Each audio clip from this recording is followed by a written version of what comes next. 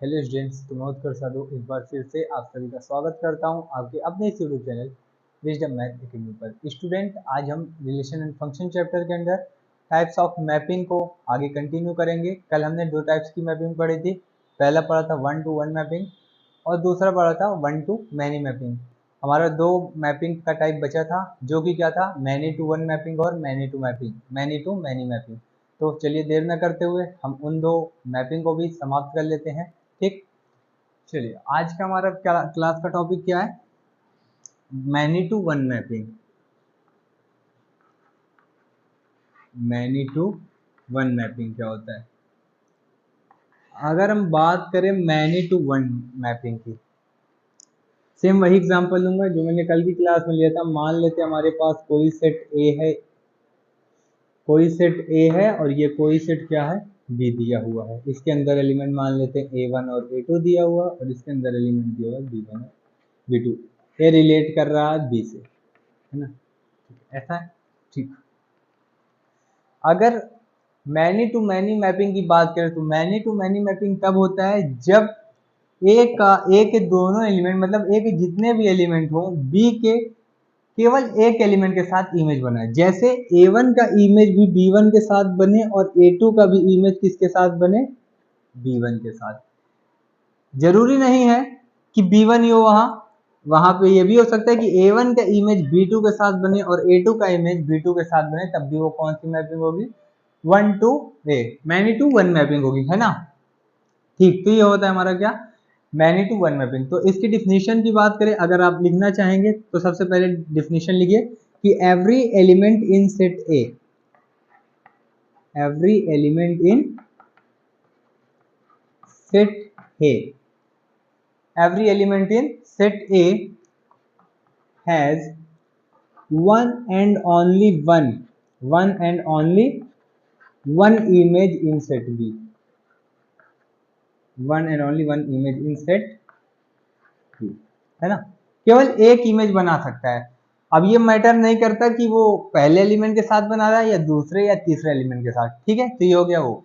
अगर हम बात करें, यहाँ लिखना चाहे तो इमेज ऑफ A1 की अगर हम बात करें तो हमको क्या मिली, यहाँ पे B1 मिली हुई है, और इमेज ऑफ B2 A2 की बात करें तो हमको क्या मिली है, B1 ही मिली है। ठीक, ये इमेज लिख लिया।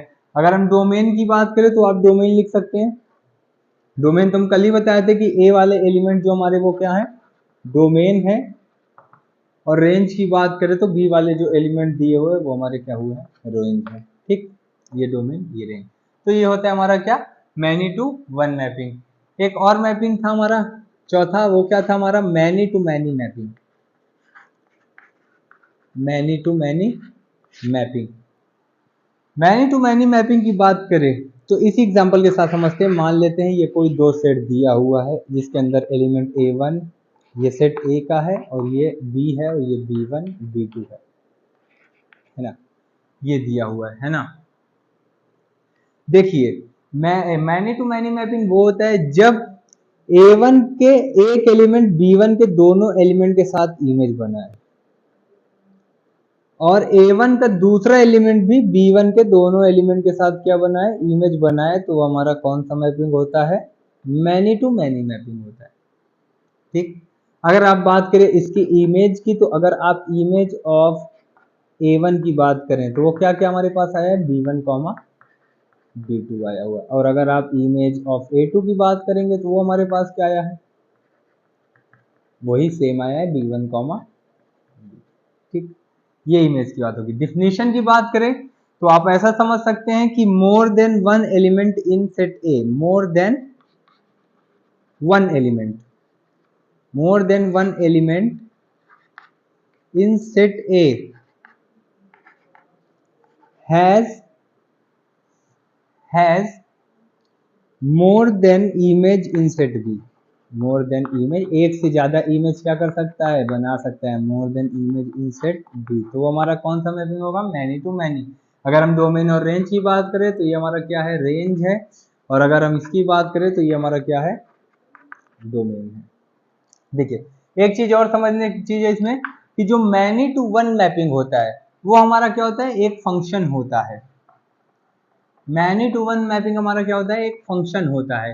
और जो मैनी टू मैनी मैपिंग होता है ये फंक्शन नहीं होता, ये भी ध्यान रखने की चीज है। वन वर्ड में कभी कभी पूछ लेता है कि ये बताइए कि many to many mapping function है या नहीं है। तो many to many mapping function नहीं है और many to one mapping function है। इसी प्रकार one to one mapping function है और one to many mapping function नहीं है। तो कल की क्लास में अगर मैंने वो छोड़ दिया हो तो आप उसको लिख लीजिएगा, ठीक। तो ये हो गया क्या, मैपिंग के टाइप्स और उनके एग्जाम्पल्स, है ना। अब जब कभी आपको मैपिंग के टाइप के बेस पर क्वेश्चन आएंगे तो आप कुछ इस प्रकार से उसको सॉल्व कर सकते हैं। आई होप आज की ये क्लास, ये टॉपिक आपको समझ में आया होगा। Thank you.